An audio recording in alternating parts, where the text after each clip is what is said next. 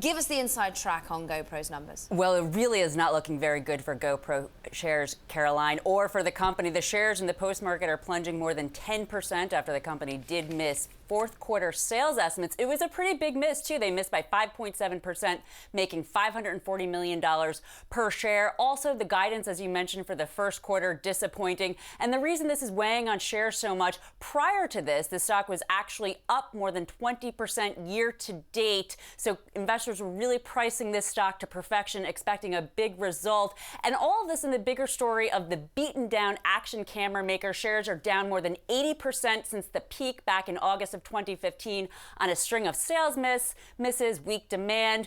Interestingly, that was the last time they turned a profit because, Caroline, in this quarter, they actually beat earnings estimates by 29%, putting up 29 cents per share, the first profit again since August of 2015. But in the context of that sales miss, just not enough to get the stock going. And in fact, again, we have the shares down sharply right now. I mean, that graph is really something to behold when you just see the deterioration of what was a Silicon Valley darling. And what about the deterioration for the next quarter? Because that doesn't look too peachy when you're looking at the forecast. You're right about that, Caroline. They guided to $290 million to $310 million in revenue for the first quarter.